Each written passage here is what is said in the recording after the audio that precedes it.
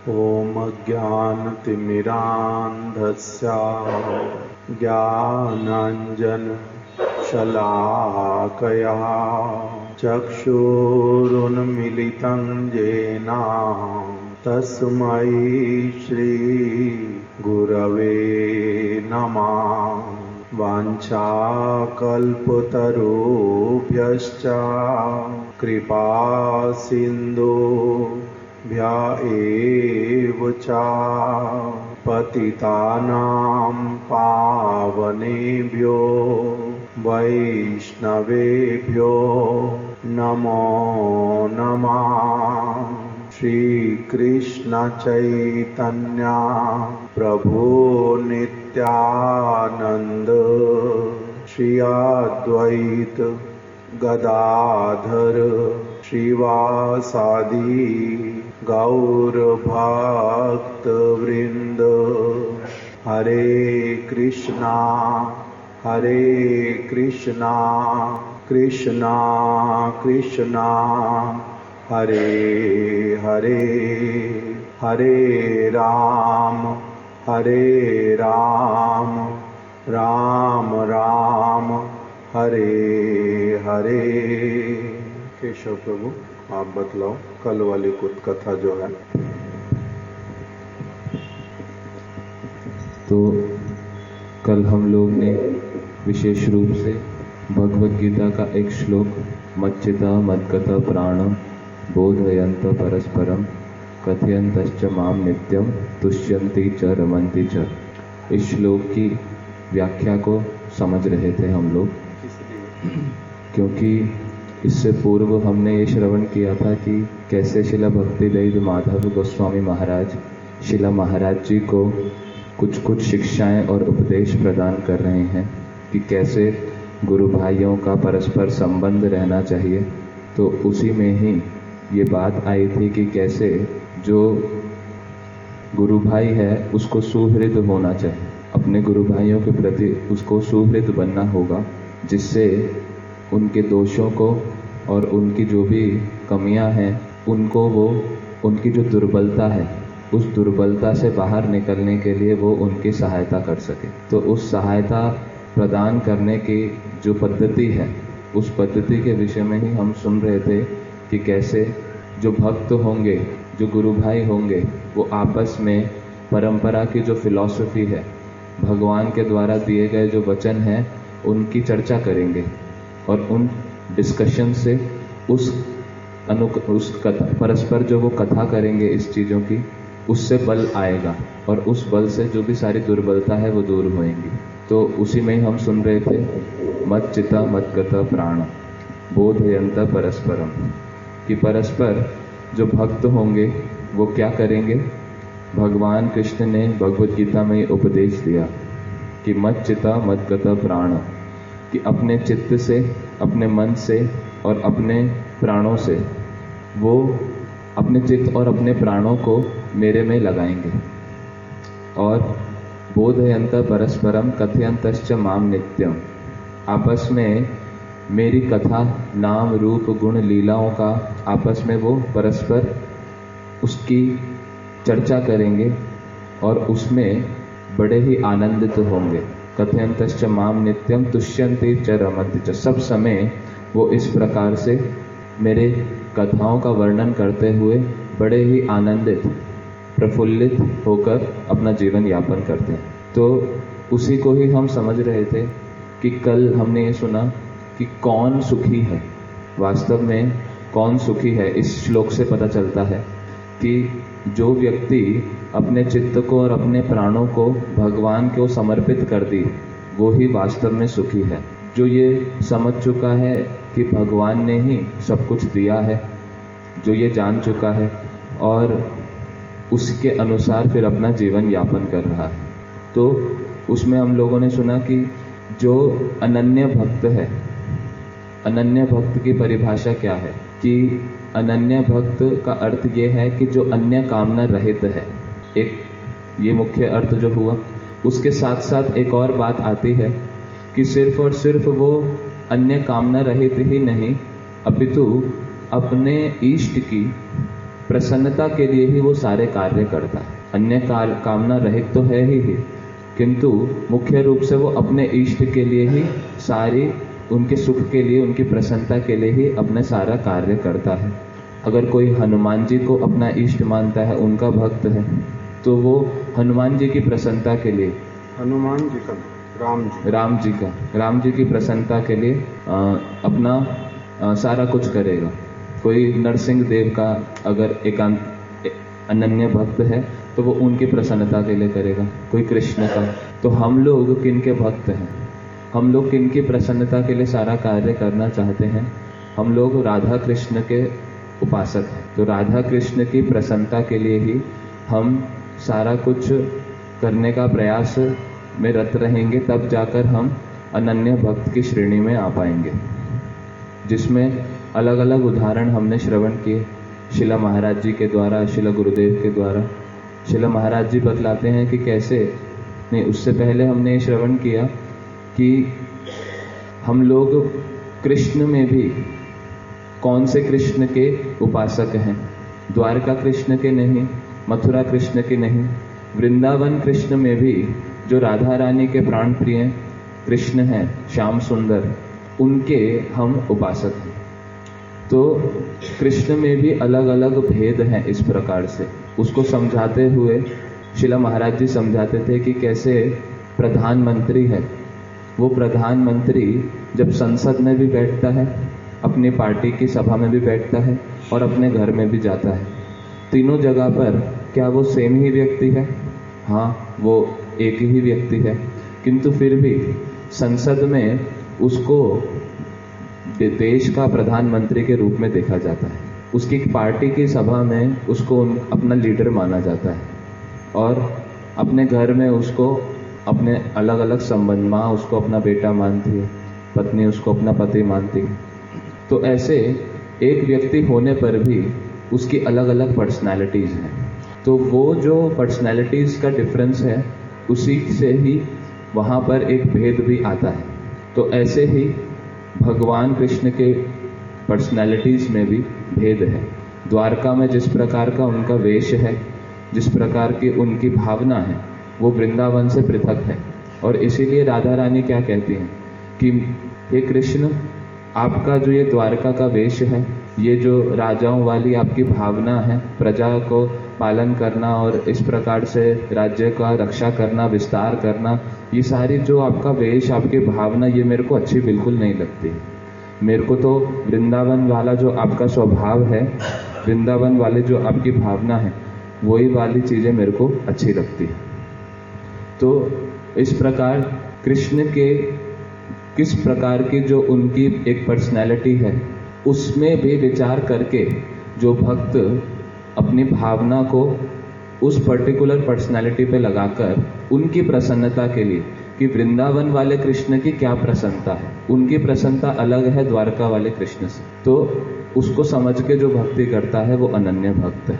ऐसे ही शिला गुरुदेव का उदाहरण सुना कि कैसे शिला रूप गोस्वामी ने अपने जीवन चरित्र से ही अनन्य भक्त होने का परिचय दिया, कि उन्होंने भक्ति रसामृत सिंधु में अलग अलग प्रकार से जितने भी सारे कृष्ण की सेवा करने में, यहाँ पर अब केवल मात्र अगर वृंदावन कृष्ण की भी बात करी जाए तो उनके अंदर भी वहाँ पर 4-5 प्रकार से सेवा होती है। शांत रस, दास्य रस, साख्य रस, वात्सल्य रस, मधुर रस। साख्य थोड़ा ना, सख्य, बार बार सख्य, आप लोग अंग्रेज जैसा बोलते, सख्य रस।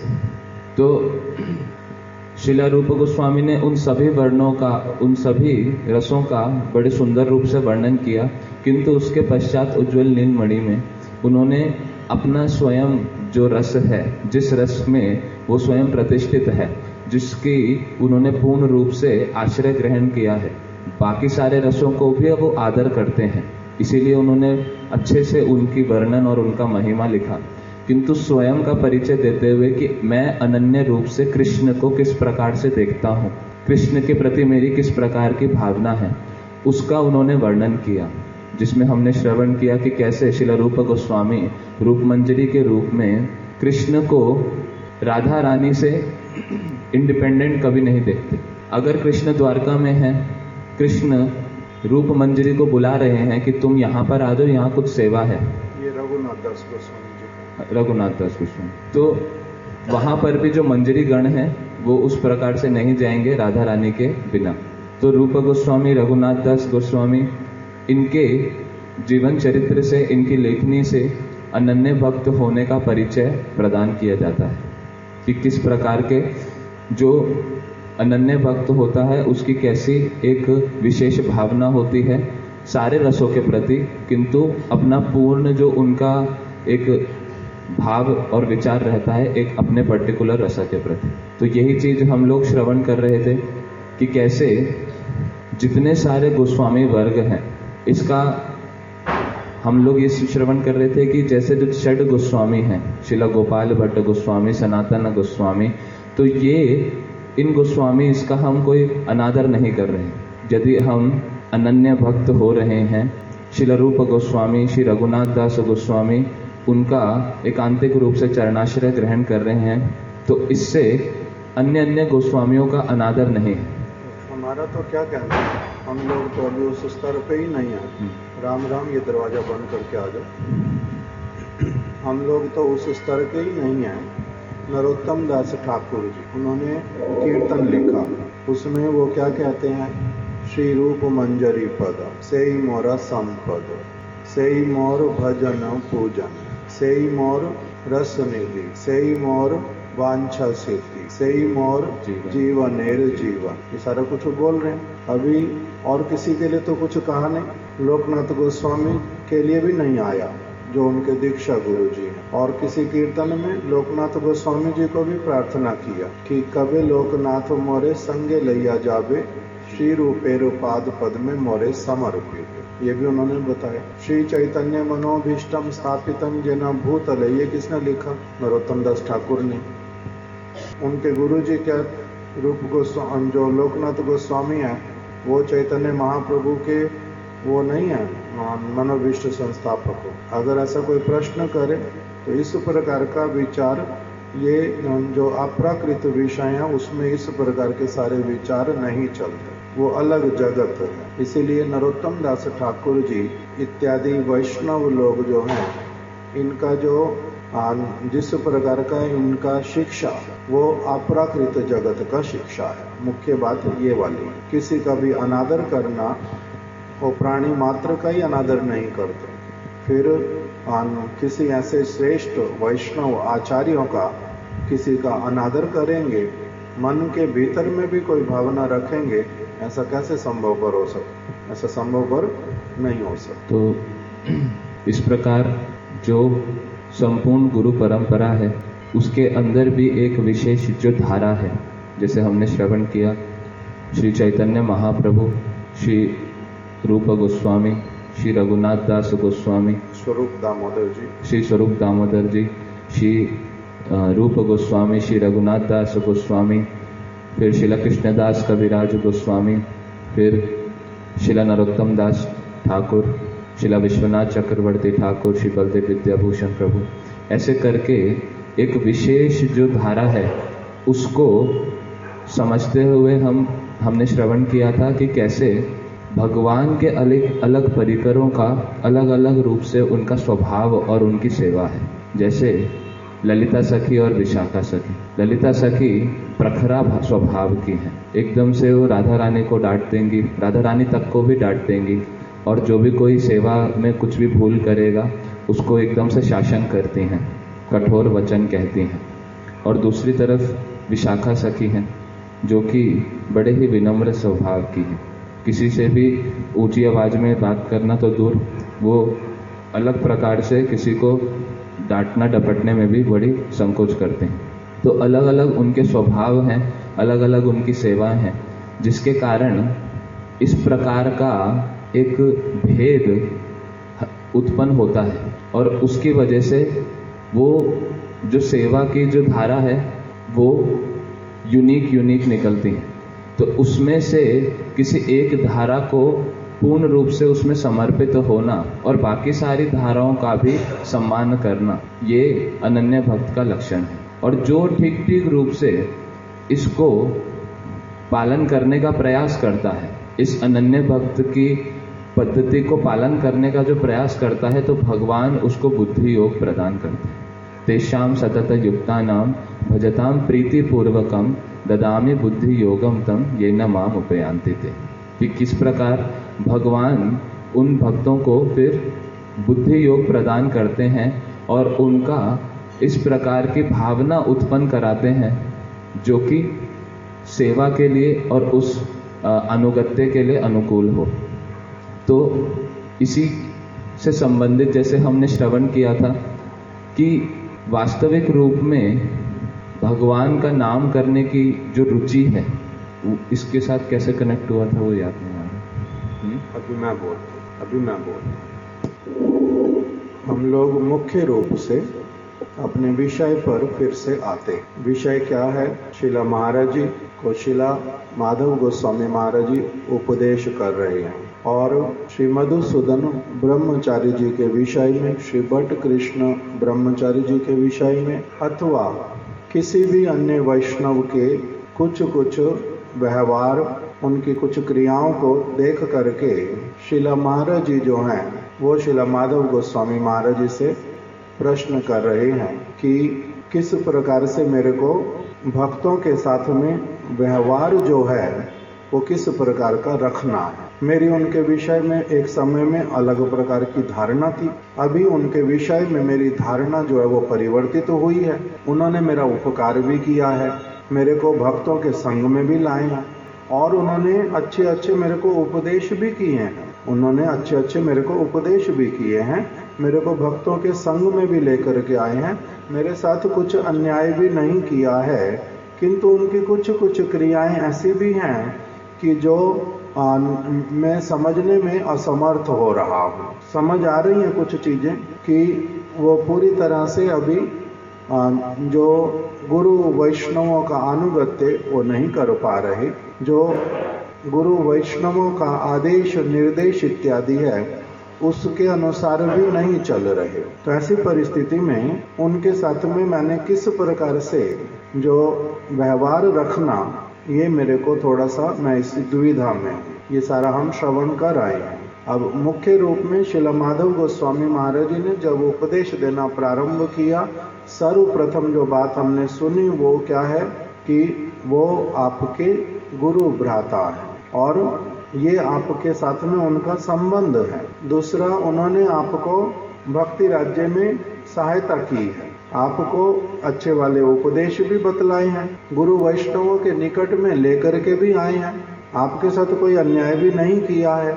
ऐसी परिस्थिति में जब तुम्हारे को दिखलाई देता है तो उसके लिए मेरा उपदेश जो है वो, पहली बात उन्होंने बोली थी कि जो भी साधक है भजन करने के लिए आता है, साधन करने के लिए आता है, वो अपने साथ में केवल सुकृतियां ही लाता हो ऐसी बात तो नहीं है, किंतु सुकृतियों के साथ साथ में उसकी दुष्कृतियां भी हैं पड़ी।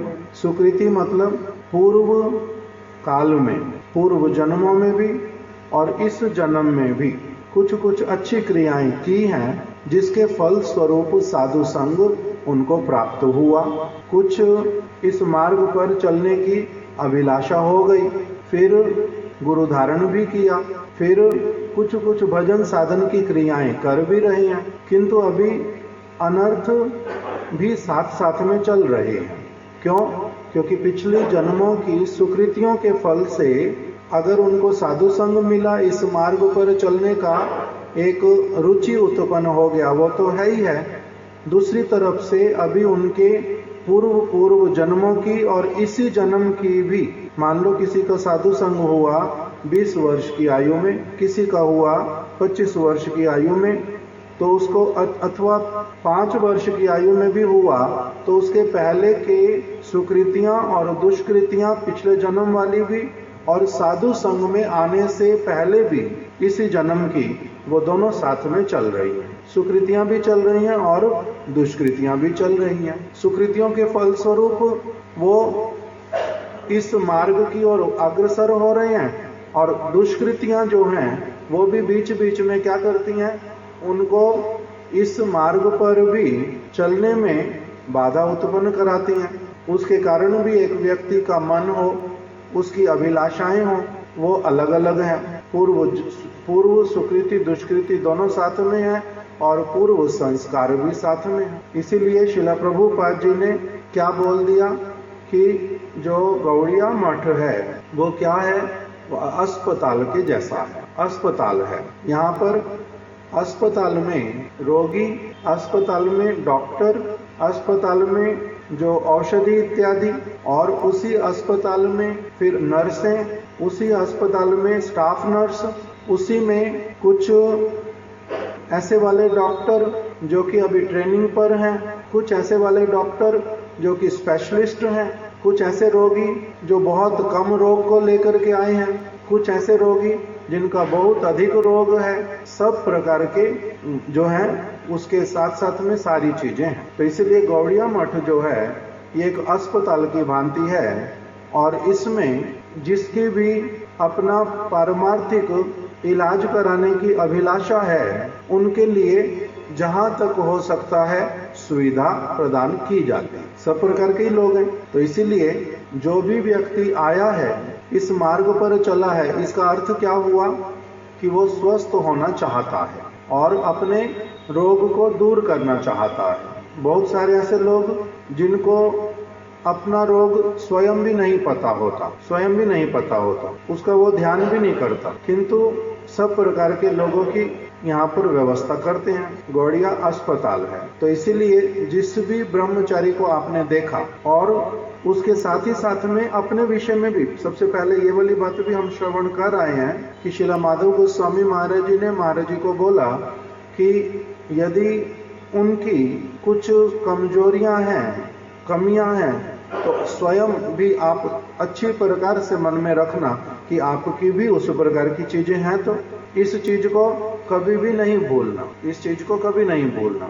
आप की चीजें आप हो सकता नहीं देख पाते, किंतु कोई और देख पाता है, मैं देख पाता हूँ। आपकी अपनी भी चीजें हैं, जिनका देखा उनकी भी चीजें हैं।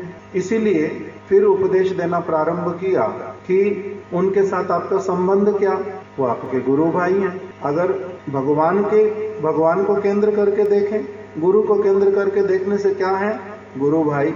और अगर भगवान को केंद्र करके देखें तब कौन है, भगवान के ही विभिन्न अंश हैं। इसीलिए भी हमारे क्या है, कंसर्न है, उनके साथ में रिलेशनशिप है, संबंध है। तो इसीलिए अपने हृदय में किसी के भी प्रति क्या होना चाहिए, संवेदनशीलता, और दूसरा क्या शब्द व्यवहार किया था, सहानुभूति होएगी, संवेदनशीलता होएगी, और उनकी चीजों को देख करके भी उसको समझने का भली प्रकार से विचार करेंगे और उनको उनकी कमजोरी के लिए, कमी के लिए एम्बैरेस फील नहीं कराएंगे, उनको एम्बैरेस फील नहीं कराएंगे। एम्बैरेस फील कराना मतलब उनको लज्जित करना, उनको टॉन्टिंग करना, उनको नीचा दिखाना, उनको नीचा मानना, मन के भीतर में भी सारी चीज खराब है। सबके अलग अलग अनर्थ हैं। इसलिए उनके प्रति सहानुभूति और संवेदनशीलता दोनों होना अच्छा। फिर उन्होंने क्या कहा था कि देखो वो आपके गुरु भ्राता हैं, आपको उनकी कुछ दुर्बलता दिखलाई दे रही है। दुर्बलता दिखलाई देने पर भी क्या करना, उनके प्रति अनुकूल भाव रखना। अनुकूल भाव रखने का अर्थ क्या हुआ कि ये बड़े सौभाग्यशाली हैं, ये भक्त बनने के मार्ग पर चल पड़े हैं, इन्होंने भक्ति के कुछ अंगों का पालन करना प्रारंभ किया है, गुरु पदाश्रय किया है और भजन की कुछ क्रियाओं को कर रहे हैं, सेवा भी कर रहे हैं, मंगल के पथ पर इनका चलना प्रारंभ हुआ है। इसलिए ये कैसे व्यक्ति हैं, ये तो आदर के पात्र हैं, इनकी तो सहायता करनी चाहिए, इनकी सेवा करनी चाहिए। ये बड़े सौभाग्यशाली हैं, भगवान के मार्ग पर चले, गुरु के मार्ग पर चले। इसी प्रसंग में ही उन्होंने बोला कि देखो जो कृष्ण भक्ति उसकी ओर चल पड़े हैं, अनन्य भक्ति के मार्ग पर चले हैं और देवी देवताओं की आराधना को त्यागना और फिर भगवान के भी कृष्ण स्वरूप की आराधना करना, राधा कृष्ण की हम आराधना करते हैं, उसी को इन्होंने अप्रिशिएट किया, मंत्र भी वही वाला लिया, उसी ओर अग्रसर हो रहे हैं। तो इसलिए इनका जो है परम सौभाग्य उदित हुआ है। इनकी बहुत सारी सुकृतियां हैं, बड़े अच्छे क्रियाएं इन्होंने की हैं, इसीलिए तो इस प्रकार का इनका सौभाग्य उदित हुआ है। अभी जो चीजें उनकी बाकी हैं, जो दुर्बलता दिखलाई दे रही है, एक तरफ से ये वाली सारी अच्छाइयां भी तो हैं, बहुत शास्त्रों में कितना वंदना किया गया इस वस्तु का, कैसा कौन इस स्तर तक पहुंच पाता है। हरि नाम के प्रति रुचि का जागृत होना, जिह्वा के ऊपर हरि नाम का रहना, भगवान के राधा कृष्ण के स्वरूप के प्रति एक अनन्य भावना आना, ये जो सारा है ये बड़ा सौभाग्य का बात है। ये तो प्रशंसनीय है, वंदनीय है।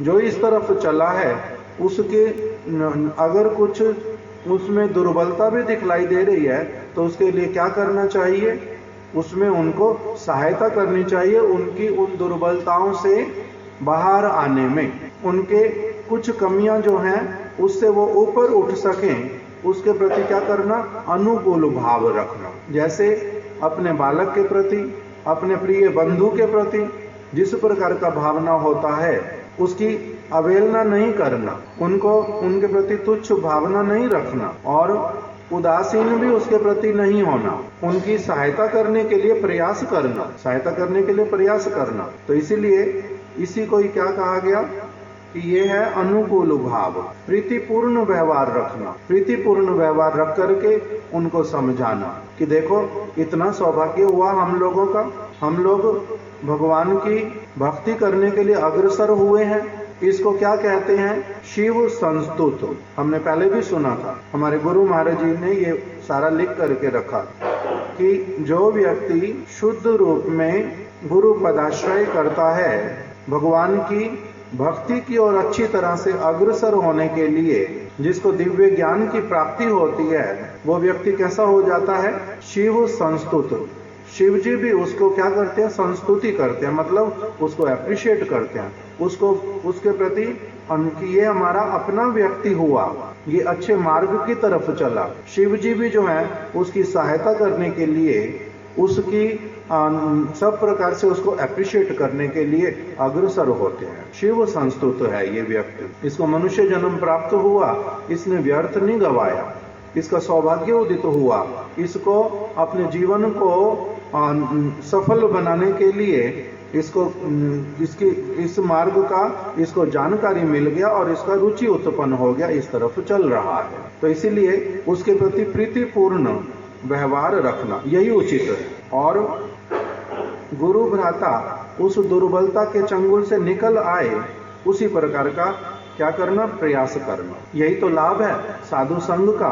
अन्यथा साधु संघ का फिर लाभ क्या हुआ, साधु संघ जो है उसका लाभ क्या हुआ, यही तो लाभ है कि मेरी जो कोई कमी होएगी, कमजोरी होएगी, उसमें मेरे को जो साधु पुरुष हैं ये क्या करेंगे, मेरे को सहायता करेंगे, मेरे प्रति दया करेंगे, मेरे को मेरी कमी बतलाएंगे, मैं उसमें से बाहर निकल आऊं, उस प्रकार की मेरे लिए चेष्टा करेंगे, सहायता करेंगे। अन्यथा भाई होने का, बहन होने का, पिता होने का, माता होने का लाभ क्या होगा, लाभ तो तभी है ना कि अगर मेरी कोई कमी है, कुछ है, उसमें मेरे को कोई क्या करेगा, मेरी सहायता करेगा। इसलिए तो गुरु पदाश्रय किया, इसीलिए तो साधु संग कर रहा हूँ, जिस मार्ग की ओर बढ़ रहा हूँ उसमें मेरे को क्या करेंगे, सहायता करेंगे। तो इसीलिए इस वचन को उन्होंने कहा कि साधु संग में जो ये मच्चित्ता मदगद प्राणा बोधयन्ते परस्परम कथ्यन्तश्च माम नित्यम तुष्यन्ति चा रमन्ति चा, इसमें जो बोधयन्ता परस्परम कि परस्पर में वो क्या करेंगे, एक दूसरे को बतलाएंगे कि क्या कमी है और उस कमी से बाहर कैसे निकलें। ये कमी जो है वो बहुत बड़ी वाली नहीं है, बहुत बड़ा वस्तु तो पहले से हम आगे करके आ चुके हैं। हमारे को अब इतना श्रेष्ठ साधु संग मिल गया, भगवान की ओर रुचि जागृत हो गई। इसका अर्थ क्या होता है कि हम बहुत कुछ पहले से भगवान की ओर अग्रसर होने वाली क्रियाओं को कर चुके हैं, पार होके आए हैं। जैसे एक व्यक्ति पहली कक्षा से वो 12वीं तक उसने पढ़ाई कर ली, तो कितनी तरह की चीजों को मेहनत करते करते और कभी कुछ उत्साहित होना, कभी निरुत्साहित होना, कभी और आगे बढ़ना, कभी कम समझना, कभी अधिक समझना, करते करते करते करते वो कहाँ तक पहुंचा? 12वीं कक्षा तक पहुंचा है। अभी उसमें और अग्रसर होना है। आगे की चीजों के लिए जो कमी है उसको ही तो ठीक करना। तो ये कौन? बोधयंत परस्परम, परस्पर में वार्तालाप करेंगे। कभी गुरु और शिष्य, कभी कोई शिक्षा गुरु और भक्त, कभी गुरु भ्राता। वास्तविक रूप में सभी के सभी ही गुरु भ्राता हैं। हमारे महाराज जी इस बात को एक बार वर्णन कर रहे थे कि अगर देखें कि वंदे कृष्ण जगत गुरुम, कृष्ण जो है वो कौन है? जगत गुरु हैं, उनकी वंदना करते हैं। कृष्ण जगत गुरु हैं। अभी उनके उपदेशों को जो भी व्यक्ति पालन करता है, उनकी शरण ग्रहण करता है, सभी परस्पर में क्या हुए? गुरु भ्राता, सभी गुरु भ्राता है। तो इसीलिए एक बाहरी व्यवहार के कारण हम ये भी कहते हैं कि ये मेरे गुरुदेव हैं, ये मेरे परम गुरुदेव हैं, ये मेरे परात्पर गुरुदेव हैं, ये मेरे परम परात्पर गुरुदेव हैं, ये मेरे परमेष्टि गुरुदेव हैं। ऐसे 5 जनरेशन तक नाम दिया। उसके बाद में फिर जो सभी हैं वो कौन है? उनको नाम देते हैं फिर गुरु वर्ग है। ये सभी गुरु वर्ग हैं। तो इस प्रकार से तो विचार एक करते हैं, किंतु फिर वास्तविक विचार जब आता है तो वो क्या आता है कि ये सभी श्री चैतन्य महाप्रभु के अनुगत है। ये श्री चैतन्य महाप्रभु के शुद्ध भक्त हैं। ये एक ही विचारधारा को सारे पालन करते हैं। इन्होंने मूल रूप में सभी ने महाप्रभु के चरण कमलों का शरण लिया हुआ है। तो इस प्रकार से सभी क्या हुए? गुरु भ्राता भी हुए। तो इसलिए परस्पर में क्या करना पड़ता है? बोधयंत परस्परम, महाप्रभु की हो, राधा कृष्ण की हो, उनकी जो विचारधारा हो, उसका परस्पर में क्या करता है व्यक्ति? आदान प्रदान। कभी सुनना, कभी सुनाना, कभी एक साथ में सुनना और सुनाना भी होता नहीं। वास्तविक रूप में क्या होता है? उसका आस्वादन करना। जैसे कीर्तन करते हैं, जो कीर्तन मुझे पता है, जो सुनने वाले लोग हैं उनको भी वही पता है, वो भी वही, उनको स्मरण भी है, उसकी भावना भी पता है, मेरे को भी स्मरण है, मेरे को भी उसकी भावना पता है। तब फिर वो वाला कीर्तन करना क्यों? तब वो कीर्तन करते हैं अपने आप को पुनः पुनः दृढ़ करने के लिए और उसमें जो रस भरा हुआ उसका आस्वादन करने के लिए, इसलिए करते हैं। तो इसलिए बोधयंता परस्परम, जो भगवान की उपदेशावली, गुरु वैष्णवों की उपदेशावली, उनका जो चरित्र, वो किस प्रकार से क्रियाओं को करते हैं, इस वस्तु को समझना। जैसे चतुर्मास्य का समय आया, चतुर्मास्य हमें पालन करना है। क्या पालन करना है चतुर्मास्य में? चौमासे के 4 महीने क्या पालन करना है?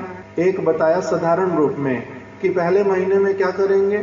शाक इत्यादि जो है उसको नहीं खाएंगे, निषेध है। केवल अभी हम खाने वाली वस्तु की कई अभी केवल हम चर्चा कर रहे हैं। और क्या करना होता है चातुर्मास्य में, वो अलग चीजें हैं। तो पहले महीने में साधारण रूप में क्या बोल देते हैं कि आपको जो ग्रीन लीफी वेजिटेबल्स वो नहीं खानी है, तो बोल दिया। दूसरे में क्या कहा? दूसरे महीने में आपको दही नहीं लेनी है। तीसरे महीने में आपको दूध नहीं लेना। चौथे महीने में सरसों का तेल और उड़द की दाल नहीं लेनी। ये साधारण रूप में बता दिया। अभी एक भक्त हैं, वो कहते हैं कि मेरा दूध के बिना मेरा बिल्कुल भी नहीं चलता, मेरे को दूध पीना ही पीना है, मेरा दूध के बिना बिल्कुल नहीं चल सकता। 1 महीना वो भी बड़ा कठिन है मेरे लिए। तो अभी वो क्या करता है? वो अपने ऐसे वाले वैष्णवों के पास में जाकर के बोलता है, उसने दूध मैं छुप करके पी लूंगा, मैं ऐसा नहीं करता। वो मैं किसी को देखने ही नहीं दूंगा, पता ही नहीं चलने दूंगा, किंतु मैं व्रत मैं नहीं कर सकता ये वाला व्रत, मैं तो दूध पीऊंगा। ऐसे वाला वो नहीं करता मन में। एक है जो ऐसा करता है। दूसरा है वो किसी वैष्णव के निकट जाता है, गुरु के निकट जाता है, बड़े किसी वैष्णव के पास जाता है, प्रार्थना करता है कि ये तो मेरे को पता है, पंजिका में लिखा हुआ कि दूध नहीं पीना चाहिए इस मास में, किंतु मैं उसके बिना रह नहीं सकता। आप कृपा करके मेरे को उसके लिए कोई उपाय बता दो, आप मेरे को उसके लिए कोई उपाय बता दो। तो कहते हैं कि कोई उपाय है ही नहीं। तो मैंने किसी से सुना कि दूध में चीनी डाल दो तो बदल गया। तो कहते नहीं, दूध में चीनी डालने से दूध ही रहा, ऐसे तो नहीं पी सकते। अच्छा, मैं उसमें बिस्किट डाल दूं तो वो बदल जाएगा? तो नहीं, उससे भी नहीं बदलेगा। तो फिर मैं क्या करूं? तो खीर खा सकते हैं? हाँ, खीर खा सकते। दूध में चावल पक गए, उसमें फिर वो क्या बन गई, खीर बन गई। अगर आप को खीर खानी, खीर खा लो, उसके ऊपर से अगर दूध लेना सारा, वो दूध ले लो, किंतु खीर की तरह बना हुआ हो तब तुम ले सकते हो। तब इसने क्या किया, उसी तरह से नित्य प्रति अपना खीर बना लेता है, उसी को ठाकुर जी को भोग दे करके उसमें से ऊपर से सारा दूध पूरा ले लेता है, चावल नहीं ले। तो अभी इसका क्या हुआ, इसने परस्पर में अपने असुविधा को रखा, गुरु जी ने अथवा किसी वैष्णव ने उसका सॉल्यूशन दिया, तब इसने उसको पालन किया। अब इसको मन में ग्लानि भी नहीं होएगी कि मैंने व्रत पालन नहीं किया, छिपाना भी नहीं हुआ, झूठ बोलना भी हुआ नहीं, कुछ भी नहीं हुआ। जो गुरु जी कह रहे हैं, शास्त्र कह रहे हैं, पंजिका कह रहे हैं, इसने उसका पालन कर लिया। तो इसको क्या किसी ने फांसी दे दी और बोला कि नहीं बिल्कुल बात नहीं करना, दूध बोल दिया ना, मना है पीना, बस नहीं पीना, ऐसे वाला कुछ बोला है? ऐसे वाला तो कुछ बोला नहीं। तो इसीलिए कह रहे हैं, जो व्यक्ति सचमुच में जो होगा गुरु वैष्णवों की बात को मानेगा, तो वो क्या करेगा, चर्चा करेगा परस्पर में। तो इसीलिए जो मधुसूदन ब्रह्मचारी हैं, उनको किसी भी वस्तु को अलग से रखने की आवश्यकता क्या है? उन्होंने अलग से रखा, किसी वस्तु को अपने लिए रखा, छिपा करके रखा। छिपाना क्यों पड़ेगा? यदि कोई वस्तु नहीं मिल रही हो तब छिपाना पड़ेगा, किंतु अगर किसी वस्तु की आवश्यकता है, हम लोगों को बोल देने से क्या हम उसको वो वाली वस्तु देंगे? नहीं देंगे, और अवश्य ही देंगे, अच्छे से देंगे उल्टा, उसमें क्या असुविधा? तो इसलिए उसके मन में अगर ये बात है कहीं पर बैठी हुई कि मैं अगर मांगूंगा तब मेरे को नहीं मिलेगी, तो ये वाली उसकी जो भावना, इसको तुम निकालना, इसको, उसकी भावना को तुम निकाल देना। और उनको कहना, जिस वस्तु की आवश्यकता वैष्णव लोग गुरु जी नहीं देंगे, ये तो कोई बात नहीं है। और जो साथ में रहता है उसको भी अपनी आप से ये चीज देखनी चाहिए। उसके लिए उदाहरण दिया कि देखो, मैं प्रचार में जाता था, शिला भक्ति दत्त माधव गोस्वामी महाराज जी बोल रहे हैं, मैं प्रचार में जाता था, मेरे साथ में शिला भक्ति रक्षक श्रीधर गोस्वामी महाराज, शिला भक्ति हृदय वन गोस्वामी महाराज, कभी सखी चरण बाबू अथवा अलग अलग भक्त लोग होते थे। हमने भिक्षा करनी, कथा कीर्तन करना, सामान इकट्ठा करना, भिक्षा के लिए करते थे सारा कुछ। अभी मैं देखता था कि इनमें से किसी किसी वैष्णव का जो है, किसी को कोई चीज खाने में रुचि है, किसी को कोई चीज खाने में रुचि है, किसी को किसी प्रकार के वस्त्र को पहनने की रुचि है, किसी दूसरे को दूसरा प्रकार का वस्त्र पहनने का रुचि है। तो मैं क्या करता था, उनको जिस वस्तु की आवश्यकता होती थी, मैं उनको अपने आप से वही भिक्षा के पैसे में से ला करके देता था। मैं उनको ला करके देता, वो मांगते नहीं, अलग से अपने आप मांगते नहीं है, और अलग से कुछ पैसा रख करके अपनी आप से भी व्यवस्था नहीं करते। किंतु मैं क्या करता था, उनकी रुचि को देख करके उनको वो वस्तुएं ला करके देता था। किंतु मैंने अपने लिए कभी भी भिक्षा के पैसे में से कुछ भी नहीं लिया, वैष्णवों के लिए ला करके देता था, किंतु अपने लिए मैंने कभी भी नहीं लिया। मेरे को जब आवश्यकता पड़ती थी तो मैं क्या करता था, जब हम लोग प्रचार करके मठ में पहुंच जाते थे, चैतन्य मठ में अथवा कोलकाता गौड़िया मठ में, तो वहां पर कुंज बिहारी प्रभु, जो कि सारी वस्तुएं जिनके पास हमने जमा करनी होती थी, उनको बोलता था कि प्रभु, मेरे को अगर आपके पास धोती हो तो मेरे को धोती दे दोगे तो अच्छा होगा, मेरे को आवश्यकता है। तो उनको जाकर के बोलता था। तो इसी प्रकार से अगर किसी को किसी वस्तु की आवश्यकता होती है और साथ में रहने वाले वैष्णवों को इस बात का पता चलता है, तो वो उसको वो वाली वस्तु क्यों नहीं ला करके देंगे? ला करके देनी चाहिए, साथ में रहते हैं ना हमारे। उनको अगर किसी औषधि की आवश्यकता, किसी विशेष वस्तु की आवश्यकता, तो क्या करेंगे, पहले तो भिक्षा वाले वस्तु पैसे में से ला करके उनको देंगे, और अगर कभी ना भी हो, कमी हो, तो क्या करेंगे, तब मेरे को बोलोगे अथवा किसी बड़े इंचार्ज को, वैष्णव को बोलोगे, वो तुम्हारे को वो वस्तु दूसरे वैष्णव के लिए भी देंगे। और एक बात साथ में बोली, यदि आवश्यकता पड़ेगी, जो जिन लोगों ने पूर्ण रूप में मठ के ऊपर ही जो समर्पित हुए हैं, उनके लिए क्या करेंगे, उनके लिए उधार लेकर के भी उनको जिस वस्तु का आवश्यकता वो उनको प्रदान करेंगे। तो इसलिए उनके मन में ये वाला रहेगा ही क्यों कि मेरे को जिस समय जिस वस्तु की आवश्यकता वो मुझे नहीं मिलेगी, मुझे छिपा करके रखनी पड़ेगी, अथवा मेरे को भविष्य के लिए कुछ सोचना पड़ेगा, ऐसा वाला उनका विचार रहेगा ही क्यों? क्यों? अगर हम लोग अपनी तरफ से ठीक वस्तु उनके हृदय में प्रदान करेंगे तो उनका भी धीरे धीरे जो भावना मन का होगा, कमजोरी होगा, वो दूर हो जाएगा। इस प्रकार का उनके प्रति व्यवहार कर, ये वाली बातें बोली। शिला भक्ति वेदांत वामन गोस्वामी महाराज जी भी इस विषय में एक बात बोलते। किसी भक्त ने उनको आकर के बोला, भिक्षा में गए, प्रचार करने के लिए गए, भिक्षा लेने के लिए गए लोग साथ में। अभी उनमें से किसी ने आकर के, एक दो व्यक्तियों ने बोला शिला वामन गोस्वामी महाराज जी को कि महाराज आप ये लोग ना भिक्षा में जाते हैं, आपके शिष्य हैं कुछ, और ये लोग क्या करते हैं, अलग से कुछ वस्तुएं छिपाते हैं, कुछ चीजें रखते हैं, आप इनको समझा दो कि ऐसा ना किया करें, आप इनको उपदेश दे दो। तो शिला वामन गोस्वामी महाराज जी ने साथ साथ में बोला, ये पत्र में भी लिखा हुआ उन्होंने साथ साथ में बोला कि देखो उनको छिपाना क्यों पड़ा, पहले मेरे को ये वाली बात भी बतलाओ, क्या तुम उनको चीजें देने में कंजूसी करते हो? उनको जो वस्तु आवश्यकता हो क्या उनको देते नहीं हो ठीक से?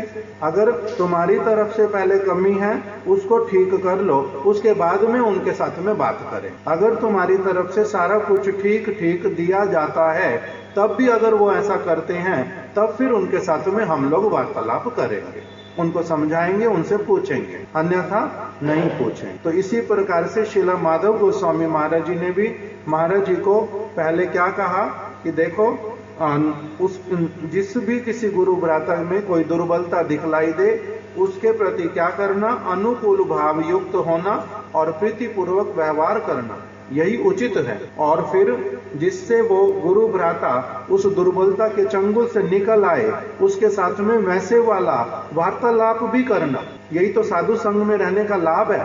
इसी को ही तो परस्पर में भगवान की जो वाणी, गुरु वर्गों की जो वाणी, उपदेशावली, उसको पालन करने में हमें कहाँ असुविधा आ रही है और कहाँ हमारी कमी है, इस सारी वस्तु को अगर विस्तार के साथ में ठीक ठीक रूप में हम लोग परस्पर में चर्चा नहीं करेंगे तो हमारे मन के भीतर की जो अवस्थाएं, उसका स्पष्टीकरण और ठीक ठीक रूप में उसका बाहर निकल करके आना वो कैसे संभव पर होगा।